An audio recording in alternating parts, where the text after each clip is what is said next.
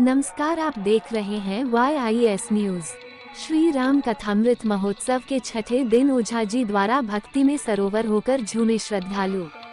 मुरादाबाद में मंगलवार को बुद्धि विहार स्थित ब्राड फैक्ट्री के पास 9 दिवसीय रामकथा आयोजन चल रहा है, जिसमें लोहिया मानव कल्याण ट्रस्ट, श्री राम बालाजी धाम बाबा नीम करोली आश्रम ट्रस्ट, लाला ओम प्रकाश अग्रवाल मेमोरियल ट्रस्ट एवं श्री राम कथामृत महोत्सव समिति के तत्वाधान में पंडित पूज्य श्री रमेश भाई ओझा जी ने राम कथा के षष्ठम दिवस में कथा व्यास जी के मुखारविंद से कहा कि राजनीति 4 चरण पर खड़ी होती है, साम दाम दंड भेद, और राम राज्य में सिर्फ 2 दंड थे, दंड और भेद नहीं थे। दंड तो केवल दंडी सन्यासियों के पास होता था, क्योंकि कोई अपराध करता ही नहीं था, इसलिए दंड की जरूरत ही नहीं थी।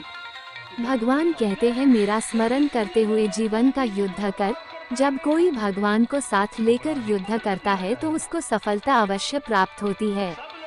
श्री कृष्ण तो सबसे जुड़े हैं, पर हमको कृष्ण से जुड़ना होगा।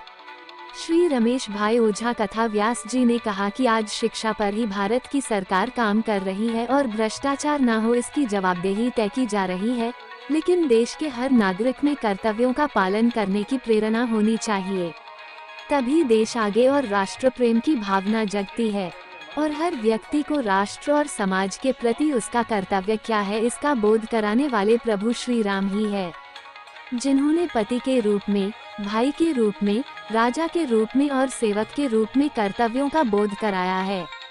उन्होंने कहा कि किसी के प्रति भी आप निर्णय करने वाले ना बनो, जजमेंट करने वाले ना बनो, बल्कि उससे प्यार करो, तभी उसका प्रेम भी आपके प्रति जागृत होगा। जब तक भीतर से मनुष्य नहीं बदलेगा तब तक कानून चाहे कितना बदल दो, व्यवस्था कितनी बदल दो, परंतु निर्भया जैसे कांड होते रहेंगे। श्री राम के चरित्र को जानने की दिव्य कथा है, रामचरितमानस है।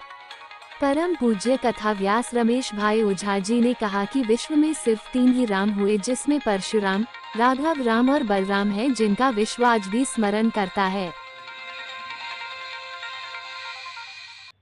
बहुत हद तक विश्व में शांति है। हालांकि ये शांति के मूल में भय है। राम राज्य में जो शांति की बात है, या उपनिषद में हर मंत्र के प्रार्थना के पश्चात 3 बार ओम शांति शांति शांति कहते हैं, उपनिषदों की प्रार्थना है। आप सब लोग जानते हैं, सबको कंठस्थ है। आओ गाइए। ओम सहना भवतु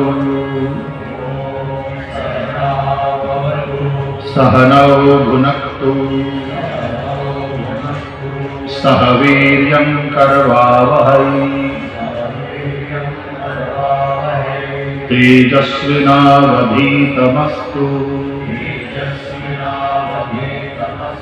मा विद्विषावहै।